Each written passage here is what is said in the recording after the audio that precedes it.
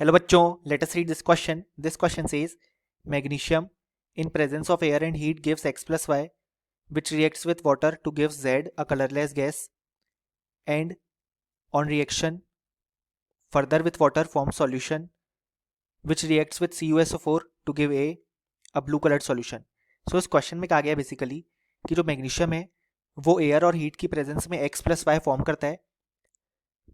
अब यहाँ पे जब हम जो प्रोडक्ट फॉर्म हुए उसको वाटर के साथ ट्रीट करते हैं तो पहले कलरलेस गैस फॉर्म होती है एंड देन फर्दर उसी प्रोडक्ट को यहाँ पे वाटर के साथ ट्रीट करने पे सॉल्यूशन फॉर्म होता है, जिससे जब हम CuSO4 के साथ ट्रीट करते हैं तो एक ब्लू कलर का सॉल्यूशन फॉर्म होता है.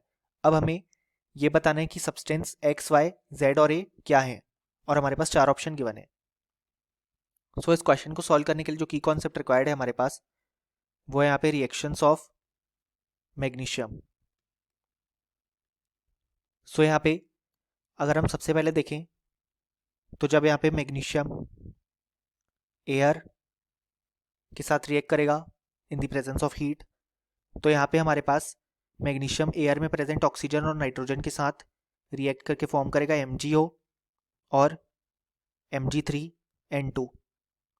अब यहाँ पे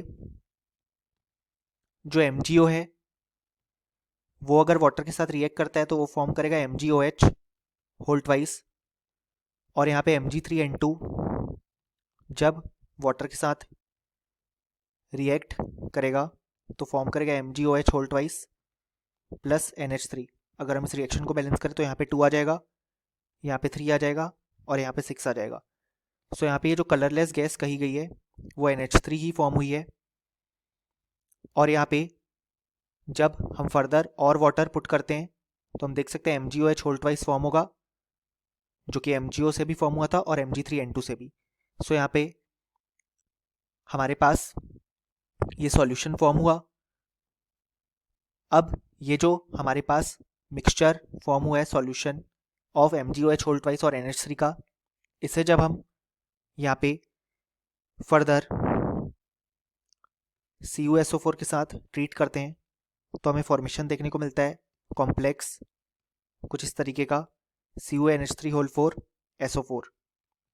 सो अगर हम देखें तो इस क्वेश्चन में हमारे पास जो यहाँ पे X आया है वो यहाँ पे हो जाएगा Mg3N2, Y हो जाएगा MgO, Z जो कि कलरलेस गैस है हो जाएगी NH3 और A हो जाएगा हमारे पास ये कॉम्प्लेक्स कंपाउंड.